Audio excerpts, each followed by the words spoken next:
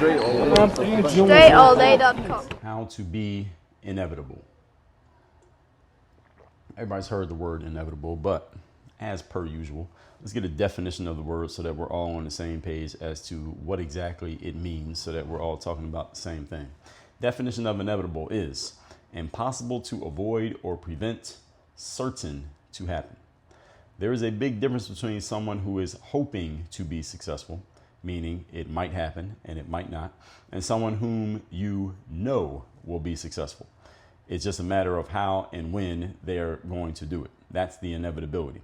So today we're talking about that second type of person, the inevitable type of individual. And we're going to talk about how you can become this. I'm going to explain to you what this person looks like, what this person feels like, how this person sees themselves, how they behave. And you should listen for, of course, because that's what today's episode is, how you can become this person yourself. Because becoming inevitable is indeed a conscious decision. This is not something that just happens randomly. Life does not randomly spin the roulette wheel and say, okay, you're going to become the inevitable person. No, that's not how you become inevitable. You become inevitable by conscious choice and then doing the things that follow that choice. So any of you who's looking to become the inevitable individual today, I'm gonna give you the format on how to do it. So point number one, the topic once again, is how to become the inevitable person. Decide on the outcome before the situation begins. Now, deciding on the outcome before the situation begins, let's get clear on one word in this point, is decide. The word decide comes from a Latin word. The Latin root is decidere. What that means is to cut off. When you make a decision, you are cutting off every other possibility other than the decision. So if I decide that I'm going that way, I'm cutting off my decision or my options to go this way, and the third way. I'm only giving myself one option, which is that I cut all everything else off. That's a decision. You make a real decision, you have no other options.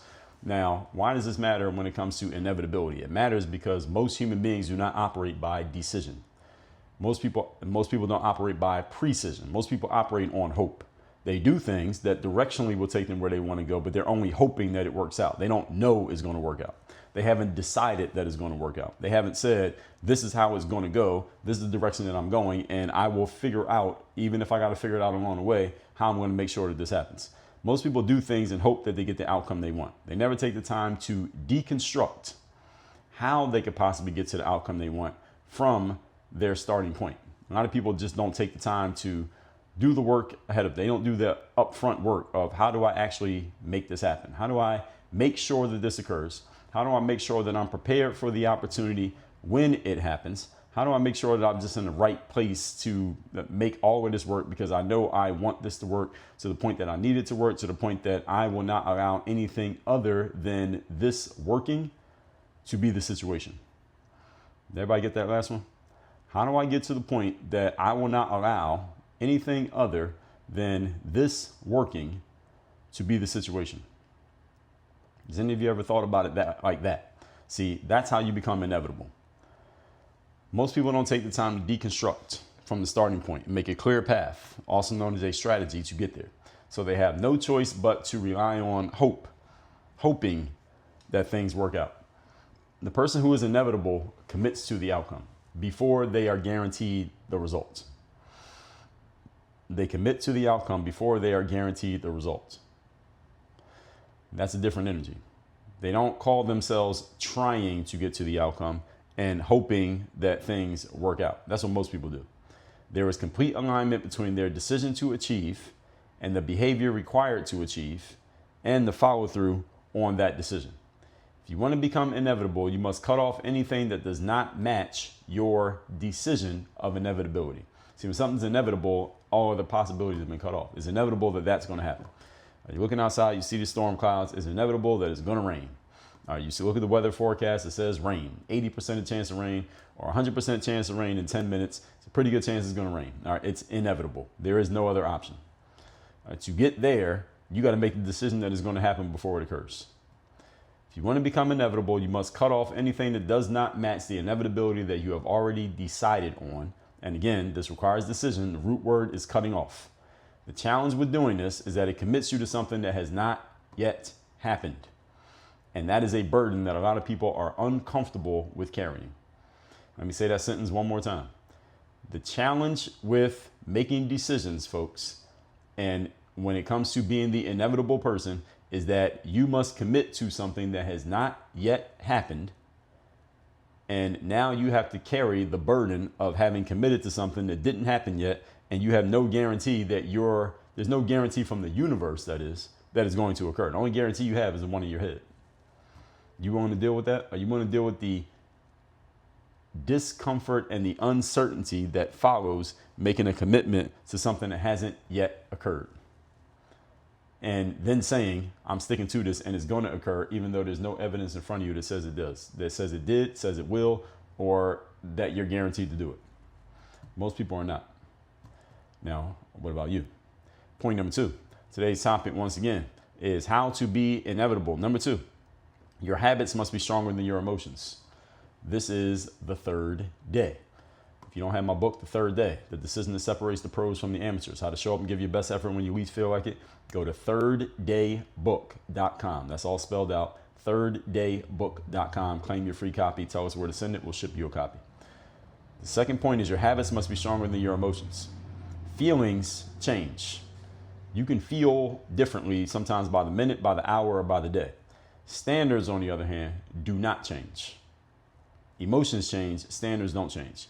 Your execution should be the same all the time, whether you are energized, exhausted, happy, sad, doing well, doing terrible. Your execution should not vary based on your feelings. Many people, however, this is exactly how they live. Their execution varies based on how they feel, moment by moment, day by day. Understand something. Inevitability shows up in your life when you show up as an inevitable performer for your life. If you want inevitability to be part of your package and part of the way you show up, that means you must meet it where it's at. You got to meet inevitability where it's at, which is this shows up all the time. That's what inevitable means. It means it's going to happen regardless of any other circumstance. That means you got to be that type of person that regardless of it's cold or raining outside or my knee hurts or my back aches or I didn't get out of sleep last night, I'm still going to get up and do my job tomorrow. You ready for that? You have to meet it at least halfway. Your habits got to be stronger than your emotions. Many people's emotions overpower their habits. They're actually not even habits. They're wishes. Wants and wishes is what most people have. I want to do this. I wish I could do that, but my habits won't allow me to do it. See, that's how most people operate. You don't want to be that. Standards don't change. Your execution does not change. People shouldn't even be able to tell. I tell professionals this often. All right, you could take this with you.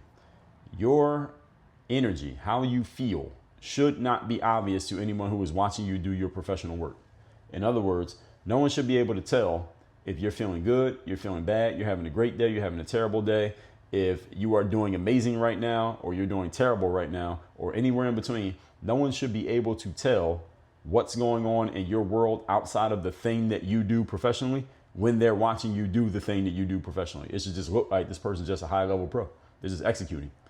I can't tell if they're doing good, bad, great, horrible. They're feeling good about this. They're feeling terrible. They're feeling neutral. They can't tell because your performance is the same every time. That's called consistency. Professionals are consistent. Inevitability shows up when you become inevitable. The way you make your habits stronger than your emotions is through what? Discipline. Discipline makes your habits stronger than your emotions. Discipline is a byproduct of structure. Structure is a byproduct of principles. When your principles are clear, you have structures that operate by those principles, and discipline is a byproduct of you operating by structure. In other words, following your own rules. That's what discipline means. Making rules and following them, or having rules imposed upon you and following them. You can be disciplined that way too. Somebody else can make the rules. You were in the army, somebody made the rules, you follow the rules, right? Anywhere in the military. You go to school, teacher makes the rules, you follow the rules. You are a kid at home, your parents made rules, you follow the rules, hopefully. You have a job, your company tells you the rules, you follow the rules, you keep your job, you get paid. Now, you want to be a professional, a high-level pro at what you do outside of anybody else's jurisdiction, you make rules for yourself and you follow your own damn rules. You had no problem following everybody else's rules, you follow yours. That's where discipline comes from. Your principles need to be about your standards, your baseline non-negotiables for yourself and for your life. That's where your principles come from. Principles are not just things that you do when you feel like it or when the circumstances are favorable. This is where a lot of people falter. They have principles when they feel like it, and they forget about their principles when they don't. They operate by a flexible morality is what we call that. People are really flexible in their principles, meaning I got a principle when it suits me, but I don't have principles when it doesn't. All right, that's nonsense. If your principles are principles of convenience, they're not principles. They're preferences. Call them what they actually are. See, preferences you don't get every time. Principles you get every time. There is no negotiation with a principle. Your principle is we don't leave dirty dishes in the sink overnight. Then that means it doesn't matter how you're feeling or what you're doing or what happened that day. The dishes go in the dishwasher or they get washed before you go to bed. It doesn't matter. You could be drunk. All right, you broke your knee. Those dishes getting washed. That's a principle. So where are your principles and what are they doing for you or not doing for you if you don't have any? Principles do not care about favorable circumstances, everybody. Point number 3. Today's topic, once again, is how to become inevitable. Number 3, master repetition and you build more proof every single day. The inevitable person does not seek validation. They don't need to. Their inevitability is validation in and of itself. The inevitable person simply stacks evidence of whom they have already decided to be. They said, this is who I'm going to be. All they do is go out into the world, follow their own structure and their own disciplines, adhering to their own principles. And every day they do things that build more proof that solidifies what they already decided that they were. It's already been decided. All they're doing is getting the rest of the world to catch up to it. There was a saying, or it's attributed to, I believe it was Michelangelo, the artist. Either Michelangelo or Michelangelo or Leonardo da Vinci. I don't know which one it was. One of those people.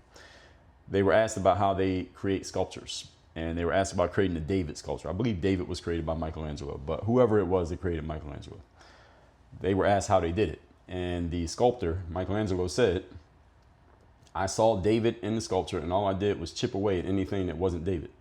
So they had this big block, and anything that wasn't David, they just got rid of that, and all that was left was David. That's how inevitability works. I already see the outcome. All I'm doing is all the things that verify and give me personally more internal proof of the very thing that I already saw. They're just living out what they already saw in their minds. Any of you who's done any work on mindset or success or anything about growth or human progress or advancing yourself, you know, and everyone agrees on this point, is that you must see your success before it occurs in your own mind. You own it, you buy it, not buy it, you claim it, you become it. Then you go out into the tangible world and you do things that verify what you already decided. That's how success happens. Every action that you take reinforces the identity that you have already chosen. That's inevitability.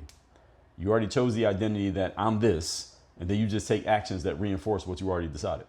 And the rest of the world, the outside world, they catch up to it because they see you doing it. But understand, everything that they're seeing and they're catching up to and they're cheering for, these are things that you already decided in your mind a long time ago. They're just catching up. That's all. And the world cannot deny anything that you consistently demonstrate. Anything that you consistently put out there to the world can't say, well, no, you're not that. You can't have that. You won't be that. They can't do that because they see it. It's right in front of them. You can't deny something that's right in your face. You can deny something that someone's talking about or theorizing about. You can't deny what's right in your face. You can't do that. Most people, are too amateur in their approach to deal with the inevitable boredom and tedium that comes with repetition. Doing the same thing over and over and over again. Understand that inevitability is about doing the same stuff over and over again. Even if you're doing something that to the outside world looks glamorous, it's still the same shit over and over and over and over again. You're a football player, it's the same drills, the same movements, the same warm up, the same cool down every single day for a long time. All right, that can become boring. That can be tedious. That can be monotonous. It's hard to become inevitable if you can't deal with that tedium. You got to be willing to deal with the boredom.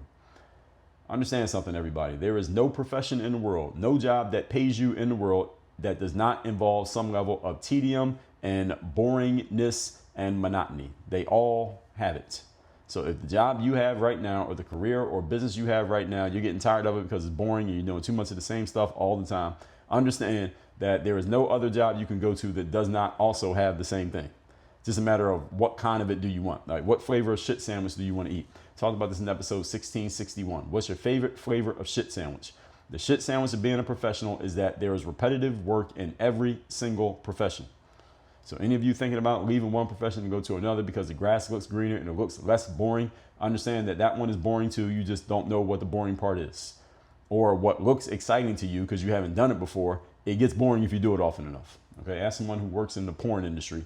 Do it often enough, it gets boring. Okay, it ain't exciting every single time. And I'm not saying that from personal experience. I'm saying that from things that I've heard. All right, third-party source. So most people are too amateur in their approach to deal with the inevitable boredom that comes with repetition. Professionals build their dominance through repetition. So notice the law of contrast here. Most people are too amateur to deal with inevitable boredom. This is the reason why most people never can become inevitable. But people who are inevitable, they embrace the boredom. That's the reason why they are who they are, because they're willing to deal with things being boring, and they're willing to keep going and show up consistently with the right energy every time, even though it's the same shit they've been doing the last 300 days. Professionals build their dominance through embracing the repetition and the boredom. The same thing at the same level every time until the result is no longer in question. That's professionalism. It simply becomes part of who you are and part of the package of what you get when you deal with a certain type of person.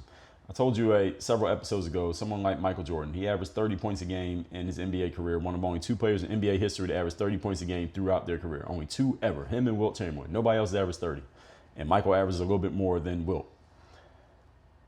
Michael Jordan going out and scoring 30 points every game seems exciting from the outside looking in, but you got to think about it. 82 times a year, a lot of times playing against teams that were already defeated before they even stepped on the court, teams that were in awe of Michael Jordan. They weren't trying to beat him. They just wanted to not get embarrassed and asking for a pair of shoes or an autograph after the game. These are the kind of guys he was playing against sometimes, not all the time. And he still had to find a way mentally to get locked in and score that 30 points. Mind you, he's not playing against bums. He's playing against the best players in the world, who for them, this is the highlight of their life to play against Michael Jordan. They score one time on Jordan, this is a career highlight for them. And I know some former basketball players who played in the NBA, not long enough that you would know their names, who if you look at when they post a highlight video of themselves from their whole life, one of the clips in their highlight is them scoring a basket against Michael Jordan, literally. I'm not joking. And if they're listening, they know who they are. I'm not saying that to knock them. I'm saying that playing against Michael Jordan was the highlight of their lives. Michael Jordan doesn't even remember these dudes existed. And he still had to find a way to score 30 every game against the best players in the world who, again, stopping Michael Jordan would be a highlight of their life. Not the highlight of the day, highlight of their life. Playing against them is nothing to Michael Jordan. He doesn't even remember the day existed. He still had to find a way to come up with the mental energy to score 30. And he did it every night for his whole career. Nobody else has ever done it. That's the professionalism, folks. The same level all the time, even when it gets boring. This becomes part of who you are. See, Michael Jordan is one of the greatest players of all time because he was great every single game. Not because he had a couple great games, not because he had these moments. He was great all the time. That's the reason why he's who he is. And the reason why many of you don't even watch basketball. But when I say Michael Jordan, I don't need to explain who he is. Why? Because he was inevitable. Let's recap today's class, which is how to be inevitable. Definition of inevitable is impossible to avoid or prevent, certain to happen. Again, there's a big difference between hoping for success and actually making it inevitable. Number one, decide the outcome before you begin. Most people operate on hope. I'm going to do stuff, I'm going to work hard, and I'm hoping that it works out. Inevitability decides that it's going to work out. And there is a big difference. When you decide, you've committed, which means you got to do a whole bunch of things to make that decision come true. Number two, your habits got to be stronger than your emotions. This is one of them. All right, you got to show up even when you don't feel like showing up. Even when nothing seems to be working, even when everything seems to be going against you, you find a way to show up anyway. Inevitability shows up when you show up as an inevitable performer for your life. Discipline is a byproduct of structure, structure a byproduct of principles. Number three, master repetition and build proof daily. Proof meaning more proof to yourself and to the world that what you said was going to happen is going to happen because you keep showing up even when the tangible results are not showing yet. Every action you take reinforces an identity that you have already chosen. This is what inevitability is about. You decide this is who I'm going to be. This is what I'm about. Then every single thing you do is a reflection of the decision that you have already made. And you do not sway or shake or get off of that path. You do not variate. You do not, You do not divert from that path no matter what is happening. That's inevitability. Most people can't do that because they can't deal with the internal or external embarrassment that comes from deciding that you're going to do something and you have nothing tangible to show for it. Many people get off that path because they are embarrassed looking in the mirror, knowing that they haven't done it yet, let alone what anybody else has to say. Many people have things they have quote unquote decided in their mind and they don't achieve it in 3 days and they quit. Nobody even knew that they decided it. They're embarrassed with themselves, let alone, again, the rest of the world knowing about it. And this, once you get to this level, if you can, same thing all the time, no matter how you feel, the result is never in question. Everybody knows you're going to do it and then you do it. This becomes part of your package. It becomes who you are as a person, not something that you do. It's not an action, it's a being. It's an identity. All that said, everybody, workonyourgameuniversity.com. We got a lot of things there for mindset, for strategy, for systems, for accountability, execution, and producing results. We weaponize and systematize discipline, performance, and accountability all inside Work on Your Game University with me coaching you along the way. Go to workonyourgameuniversity.com, get to working with me, and let's get moving. Work on your game. Dre all